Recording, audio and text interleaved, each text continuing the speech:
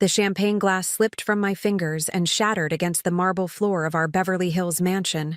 Not because I was clumsy, but because the words I'd just overheard through Derek's slightly open office door had frozen my entire body.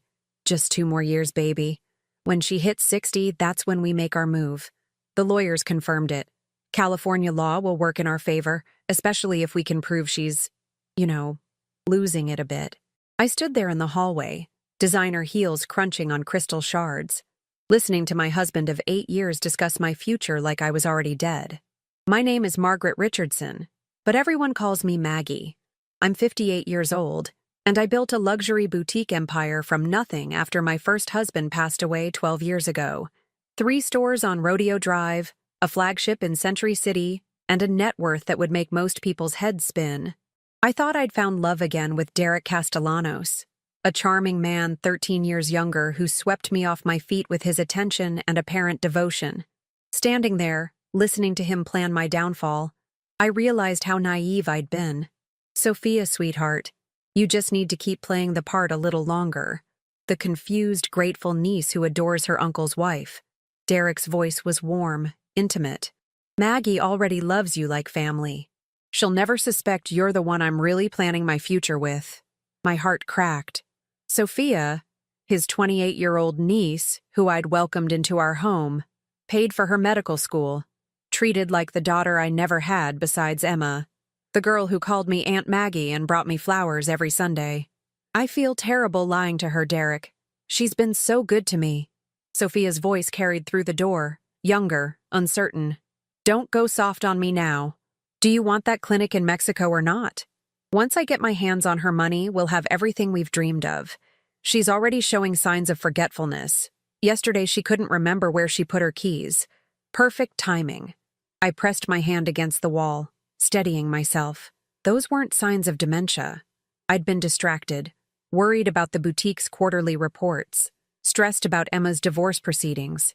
Normal life concerns that Derek was apparently cataloging as ammunition against me. What if she finds out? What if Emma gets suspicious? Sophia asked. Emma's too busy with her own problems to notice anything. And even if she did, who's going to believe that sweet, innocent Sophia is anything but what she appears to be? We've been so careful. No one suspects we've been together for 3 years. 3 years. While I was paying for Sophia's tuition, celebrating her birthday, introducing her to my friends as my beloved niece-in-law, she was sleeping with my husband, planning to steal my life's work. Just remember, Derek continued, confused behavior, subtle signs of mental decline, document everything. My lawyer says if we can establish a pattern of diminished capacity, the prenup might not even hold up in court, especially if her own husband is the one presenting the evidence. The prenup. Harold Pemberton, my family attorney, had insisted on it before Derek and I married. Derek had signed it without reading it carefully, claiming he was hurt that I didn't trust him completely. Now I understood why he'd been so interested in its contents lately. I backed away from the door slowly, my mind racing. 8 years of marriage, 8 years of sharing my bed, my table, my life with a man who saw me as nothing more than a bank account with an expiration date. 8 years of loving someone who was counting down the days until I'd be old enough to appear vulnerable in court. The worst part? I'd been so proud of Derek's transformation. When we met, he was my personal trainer, struggling to make ends meet. I'd watched him evolve from a man who counted every dollar to someone who seemed to genuinely care about building a life together. I'd supported his business ventures, introduced him to my social circle, made him a part of my world. All of it had been a performance. A long, elaborate con with me as the mark. I walked to the living room on unsteady legs, my reflection catching in the floor-to-ceiling windows that overlooked the city. At 58, I'd maintained my figure, my elegance, my sharp mind. But in Derek's eyes, I was already becoming an inconvenience, a problem to be solved. The house felt different now. Every corner held memories that were suddenly tainted. The kitchen where Derek made me coffee every morning. Had he been calculating how many more mornings he'd have to pretend? The bedroom where he held me close. Was he thinking about Sophia the entire time? I sank into the white leather sofa, The same one where Sophia and I had spent hours talking about her future, her dreams, her gratitude for the opportunities I'd given her. She'd been so convincing, so genuine in her affection. Or maybe I'd just been desperate to believe that someone besides Emma could love me for who I was, not what I had. But I wasn't going to crumble. I'd survived losing my first husband, built a business empire, raised a daughter as a single mother. I'd survived worse than a gold digger and his accomplice. Derek thought he was playing chess while I was playing checkers. He had no idea that I'd been the one playing the long game all along. The next few weeks were torture. Every kiss Derek gave me felt like a knife blade. Every time Sophia called me Aunt Maggie, I wanted to scream. But I forced myself to play the role they expected, the aging woman slowly losing her grip on reality. I started leaving my keys in obvious places, then acting confused when I couldn't find them. I'd pause mid-sentence during conversations, looking lost. I even forgot Emma's birthday, something that devastated me to do. But my daughter understood when I explained later. Derek's reaction was telling.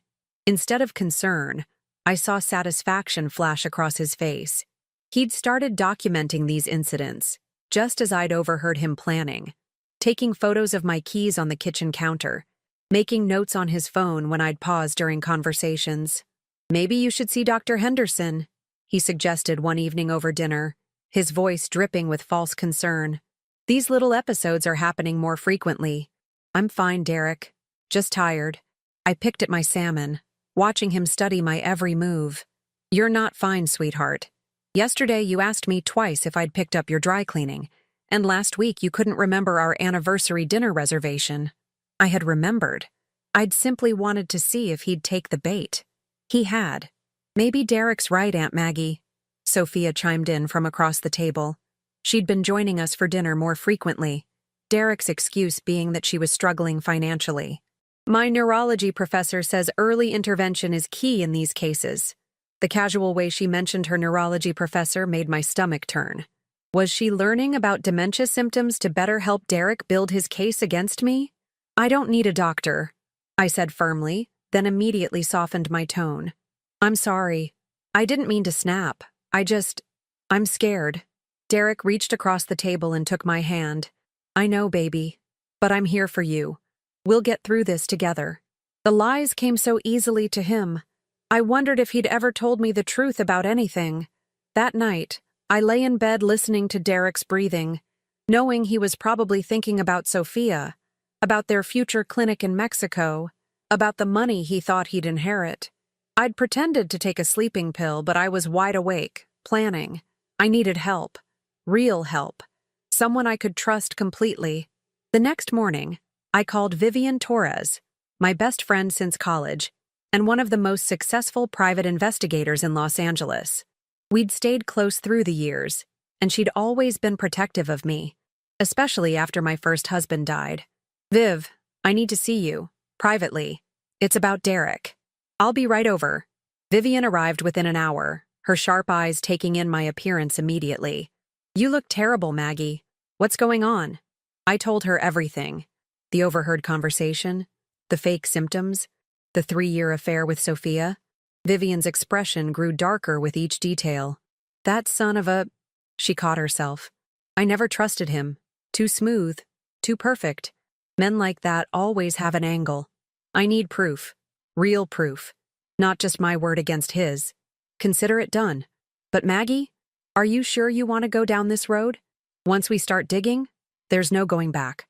I thought about the 8 years I'd given Derek. The trust, the love, the shared dreams, the way he'd held me when I'd cried about missing my first husband, the way he'd promised to protect me always. I'm sure. Within days, Vivian had a plan. She'd plant listening devices in Derek's office, track his movements, monitor his communications. She'd also investigate Sophia more thoroughly. Something about the girl's story had never quite added up. The first recordings were devastating. Derek wasn't just planning to leave me. He was actively working to destroy my mental health to make his case stronger. He'd been researching medications that could cause confusion, ways to isolate me from Emma, strategies to make me appear incompetent to run my businesses. The beauty of it, I heard him tell Sophia during one of their phone calls, is that she's doing half the work for us. These little memory lapses are perfect. By the time we're ready to move, even her own daughter will think she needs professional care. But the most heartbreaking recording came 3 weeks into the investigation. Derek and Sophia were at a restaurant in West Hollywood, celebrating what they thought was their successful deception. "I actually feel sorry for her sometimes," Sophia said. "She's been so kind to me. The way she lit up when I told her I wanted to go to medical school." "Don't." Derek's voice was sharp. "Don't start sympathizing with her now. She's had her time. 58 years of living better than most people could dream of. It's our turn now." "But the way she looks at me, like I'm her daughter." "You're not her daughter. You're mine. And in less than 2 years, we'll have everything we need to disappear and start fresh. The clinic, the life in Mexico, freedom from all this pretense. What if she fights the divorce? What if she doesn't just accept the mental health diagnosis?" Derek's laugh was cold. "She won't have a choice. I've been documenting everything. Her confusion, her forgetfulness, her emotional instability. I even have video of her wandering around the house at night looking lost. By the time I'm done, everyone will believe she's not competent to handle her own affairs." The video he mentioned was from a night when I'd been unable to sleep, worried about Emma's custody battle. I'd been pacing, thinking, planning how to help my daughter. Derek had filmed me without my knowledge, turning a mother's concern into evidence of mental decline. That's when I realized the true scope of his cruelty. This wasn't just about money. This was about destroying me completely, making me question my own sanity, isolating me from everyone I loved. He wanted to take not just my wealth, but my dignity, my sense of self. But Derek had made one crucial mistake. He'd underestimated me. I'd built a multi-million-dollar business from nothing. I'd navigated the cutthroat world of high-end retail, survived hostile takeovers, outmaneuvered competitors who'd tried to crush me. I'd raised a daughter who became a successful attorney, maintained friendships that had lasted decades, earned respect in one of the most competitive cities in the world. Did he really think I'd go down without a fight? The recordings revealed one more crucial piece of information. Derek had been meeting with multiple divorce attorneys, shopping for one who would be aggressive enough to pursue the angle he wanted. He'd found one. A man named Marcus Webb who specialized in cases involving mental competency. "She'll never see it coming," Derek had told Webb during their consultation. "By the time we file, she'll be so confused she won't even understand what's happening." But I wasn't confused. I was angry. And I was ready to show Derek exactly what happened when you tried to outsmart Margaret Richardson. The hardest part wasn't discovering the betrayal. It was pretending I didn't know. Every morning I had to wake up next to Derek and act like the confused, aging woman he expected me to be. Every dinner with Sophia required me to smile and chat about her studies while knowing she was planning to destroy my life. But I had advantages Derek didn't know about. 30 years of friendship with Harold Pemberton, who'd handled every major decision in my life since my first husband died. A daughter who'd inherited my steel spine and sharp mind. And most importantly, Vivian's investigation was revealing cracks in Derek's perfect plan. "There's something wrong with the Sophia story," Vivian told me during one of our secret meetings at her downtown office. "I've been digging into her background, and half of it doesn't add up." "What do you mean?" "For starters, there's no record of Derek having a niece named Sophia Castellanos. His sister Maria lives in Phoenix and has 2 sons, no daughters. His brother Carlos is single and lives in San Diego. So where did this girl come from?" My blood chilled. "Are you saying she's not even related to him?" "I'm saying I can't find any family connection. But I did find something interesting." Vivian pulled out a file. "Sophia Martinez, not Castellanos, graduated from UCLA with a theater degree 3 years ago. She's been working as a freelance actress, mostly small roles and commercial work. The pieces clicked into place. She's an actress. He hired her to play his niece. That's what I think. And if I'm right, we can use this. But first, I need to confirm something." Vivian's expression was serious. "I found the real Sophia Castellanos, Derek's actual niece. She's 26, lives in Mexico City, and works as a dental hygienist. She's never been to California." The depth of Derek's deception was staggering. He hadn't just cheated on me. He'd created an entire fictional relationship, complete with a fake family member. The woman I'd grown to love like a daughter didn't even exist. "I need to speak with Harold," I said. "It's time to update my will." That afternoon, I sat in Harold's Century City office, the same mahogany-paneled room where he'd helped me navigate my first husband's estate. Harold had been my father's lawyer before becoming mine, and he'd watched me transform from a grieving widow into a successful businesswoman. "Maggie, what Derek is planning is unconscionable," Harold said after I'd filled him in on everything. "But I'm not entirely surprised. I never liked that prenup negotiation. He pushed too hard for certain clauses." "What kind of clauses?" "Provisions that would kick in if you were declared mentally incompetent. At the time, I thought it was standard stuff. But now," Harold shook his head. "He was planning this from the beginning." The betrayal cut even deeper. Derek had been plotting against me since before we were married. Every tender moment, every shared laugh, every time he'd held me close, it had all been part of his long game. "I want to change my will," I said. "Everything goes to Emma and the foundation I'm establishing. Derek gets nothing. The prenup already protects you there, especially given the infidelity. But Maggie, are you sure you want to go nuclear? There might be a way to handle this more quietly."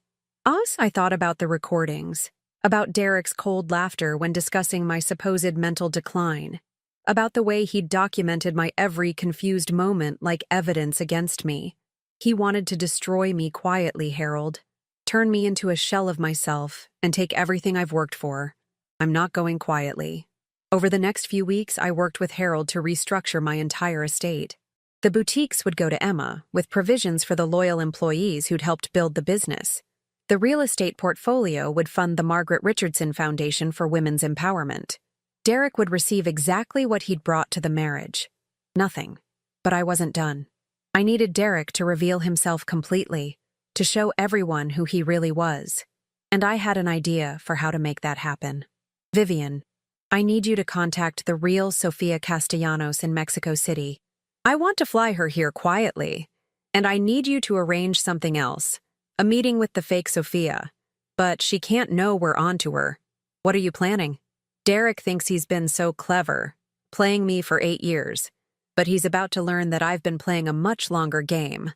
The real Sofia Castellanos was a sweet, genuine young woman who was shocked to learn about her uncle's deception. She agreed to come to Los Angeles, curious about the man she'd only met a few times at family gatherings. Meanwhile, I arranged to meet with the fake Sofia for lunch at our usual spot in Beverly Hills.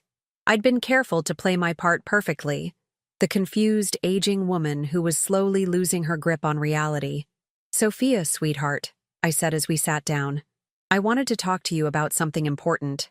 I've been thinking about updating my will, and I want to make sure you're taken care of." Her eyes lit up, not with genuine affection, but with the calculating look I'd learned to recognize. "Aunt Maggie, you don't need to worry about me. I'm just grateful for everything you've already done. But I want to. You're like the daughter I never had besides Emma. I've been thinking about leaving you the house in Malibu." It was a lie, but I watched her face carefully. The mask slipped for just a moment, and I saw raw greed flash across her features. That's incredibly generous. But are you sure? What about Emma? Emma has her own life, her own career. But you've been such a comfort to me during these difficult times. Derek says I've been having more episodes lately. He's just concerned about you. We both are. The concern was as fake as her identity. But I played along, letting her think she was successfully manipulating a confused old woman. That evening, I sat Derek down for a serious conversation. "I've been thinking about what you said about seeing a doctor," I began. "Maybe you're right. Maybe I should have some tests done." Derek's face lit up with what he thought was victory. "That's wonderful, honey. I'll make the appointments. And Derek, I want to do something special for our anniversary next month. A big party. All our friends. I know I haven't been myself lately, but I want to celebrate us. Celebrate our life together. Are you sure you're up for that?" "I need this, Derek. I need to feel normal again, surrounded by people who love us." He agreed enthusiastically, probably seeing it as the perfect opportunity to show everyone my deteriorating mental state. What he didn't know was that I was planning to give our guests a very different kind of show, The trap was set. Derek thought he was weeks away from implementing his final plan. Instead, he was about to walk into mine. The anniversary party was set for a Saturday evening in early August. I'd invited everyone who mattered, our social circle, business associates, Emma and her friends, even some of Derek's old clients from his personal training days. The house was transformed into an elegant showcase, with flowers from the best florists in Beverly Hills and catering from Derek's favorite French restaurant.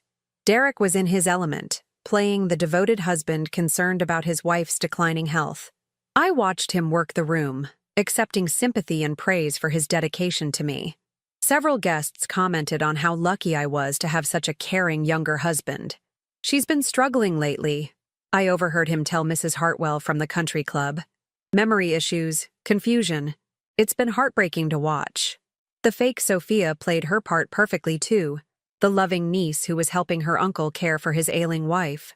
She'd even brought me a beautiful bouquet, making a show of her affection in front of everyone. Emma stood beside me, elegant in a black cocktail dress, her lawyer's instincts on high alert. She'd been skeptical of my plan, worried about the emotional toll, but she understood the necessity. "Are you ready for this, Mom?" she whispered. "I've been ready for months." At 8 o'clock, I moved to the center of the living room and gently tapped my champagne glass for attention. The conversations died down as everyone turned to look at me. "Thank you all for being here tonight," I began, my voice clear and strong. "Derek and I have been married for 8 wonderful years, and I wanted to celebrate with the people who mean the most to us." Derek smiled broadly, raising his glass. He had no idea what was coming. "Marriage is about trust," I continued. "It's about building a life together, sharing dreams, supporting each other through difficult times. It's about honesty." I paused, letting the word hang in the air. "Which is why I'm so grateful that technology has made it possible for us to stay connected with family, even when they're far away. Tonight, I want to introduce you to someone very special." I nodded to Vivian, who was standing by the large television screen. The screen flickered to life, showing a video call connection. "Everyone, I'd like you to meet Sofia Castellanos, Derek's real niece." The room went silent. On the screen, a young woman with dark hair and kind eyes smiled and waved. "Hello, everyone. I'm calling from Mexico City. I'm sorry I couldn't be there in person, but I wanted to congratulate my Uncle Derek on his anniversary."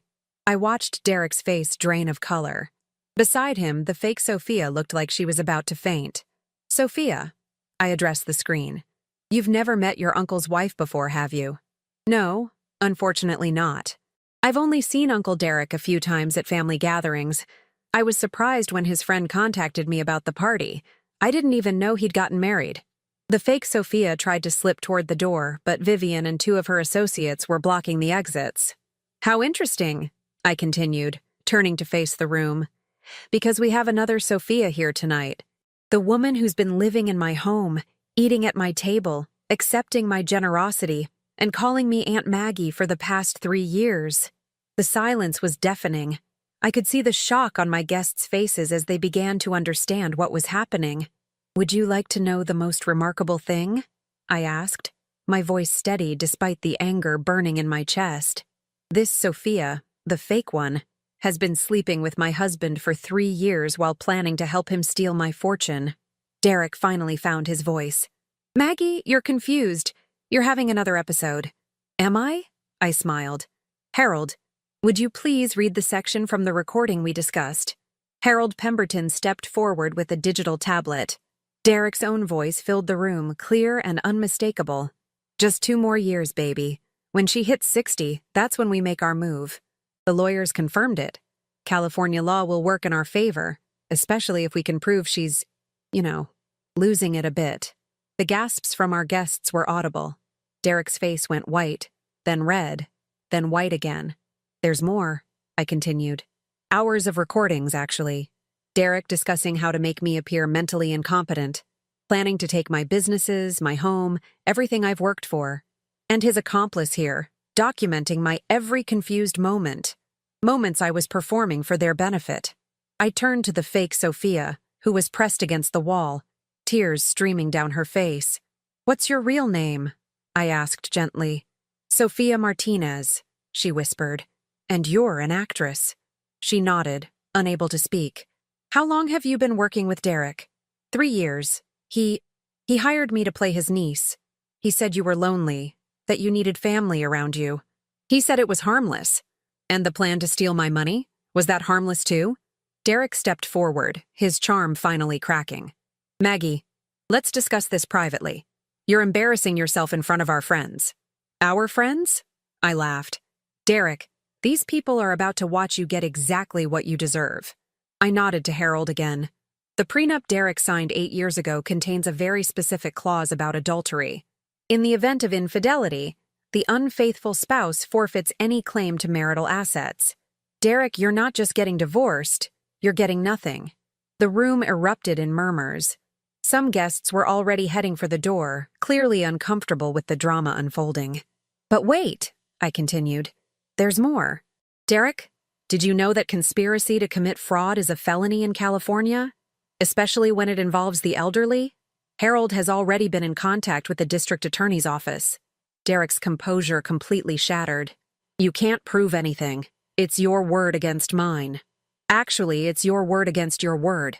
Vivian has been recording you for months. We have evidence of your affair, your plan to have me declared mentally incompetent, your research into my finances, your meetings with divorce attorneys. We even have video of you documenting my supposed episodes. I turned to Sophia Martinez. As for you, young lady, you have 2 choices. You can cooperate with the authorities and testify against Derek, or you can face charges as his co-conspirator. What's it going to be? She looked at Derek, then back at me. I'll cooperate. I never wanted to hurt you. He said you'd never find out. Derek made a desperate play. Maggie, please. I love you. This is all a misunderstanding. A misunderstanding? I walked closer to him. You documented my every confused moment. You researched dementia symptoms. You planned to have me declared incompetent so you could steal my life's work. Which part of that is a misunderstanding? The fight went out of him. He sank into a chair, his head in his hands. The beautiful irony, I said to the remaining guests, is that Derek thought he was playing the long game. 8 years of marriage, waiting for the perfect moment to strike.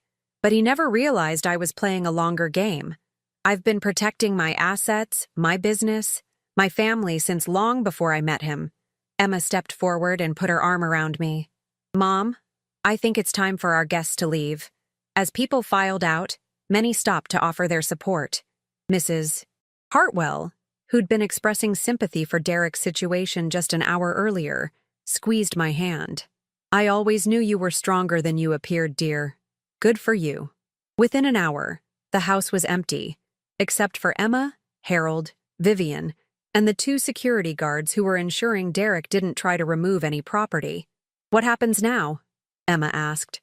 Now, I said. Derek learns what happens when you try to destroy Margaret Richardson.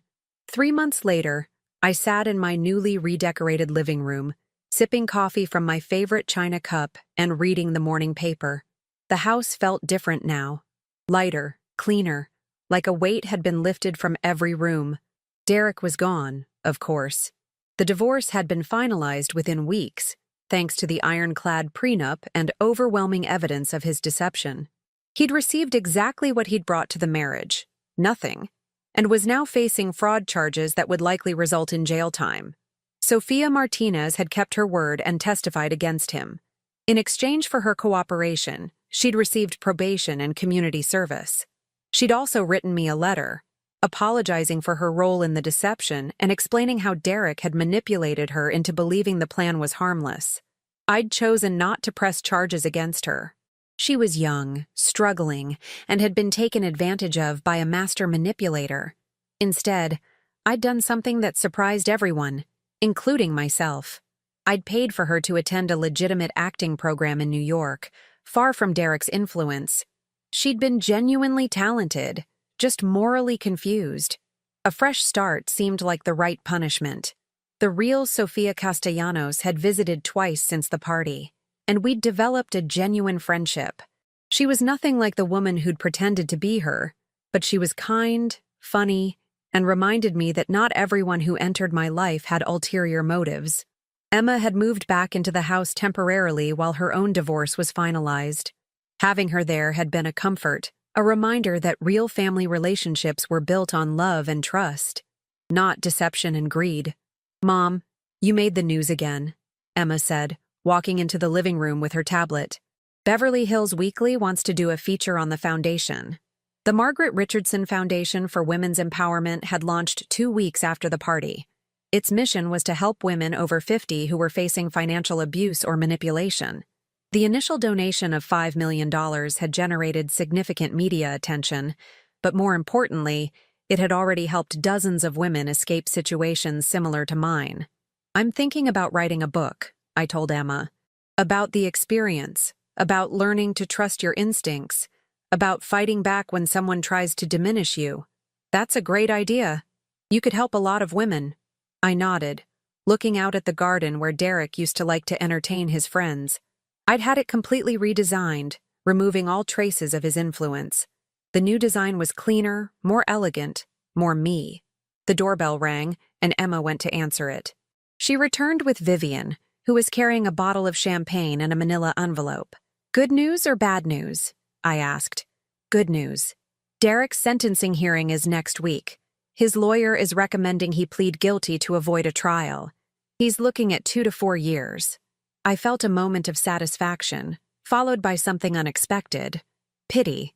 Derek had thrown away 8 years of a genuinely good life for a scheme that was doomed from the start. If he'd simply been honest, if he'd truly loved me, we could have had a real partnership. "And the other news?" I asked, nodding toward the envelope. "The private investigator I hired in Mexico found something interesting about Derek's past. He's done this before, twice. Older women, both wealthy, both divorced after he'd gained their trust and access to their finances. He's a career gold digger. Worse, he's a predator who specifically targets successful women in their 50s and 60s. You're lucky you figured it out when you did." I thought about the night I'd overheard his conversation, the moment my world had shifted. If I'd gone to bed earlier, if I hadn't dropped that champagne glass, if I'd been less curious about his late-night phone calls, "I wasn't lucky," I said finally. "I was careful. I've been protecting myself for years without even realizing it. The prenup, the business structures, the relationships I'd built. Derek thought he was hunting easy prey, but I was never as vulnerable as he believed." We opened the champagne and toasted to new beginnings. As the afternoon sun streamed through the windows, I felt genuinely happy for the first time in months. My phone buzzed with a text from Harold. "Judge approved the final settlement. Derek gets his personal belongings and nothing else. Congratulations, you're officially free." Free. It was the perfect word. Free from deception, free from manipulation, free from someone who'd seen my age as weakness instead of wisdom. That evening, I stood on my balcony overlooking Beverly Hills, the city lights twinkling below. I was 58 years old, wealthy, successful, and finally surrounded only by people who loved me for who I was. Derek had thought my age would make me vulnerable. Instead, it had made me powerful. I'd had decades to build networks, accumulate resources, develop instincts.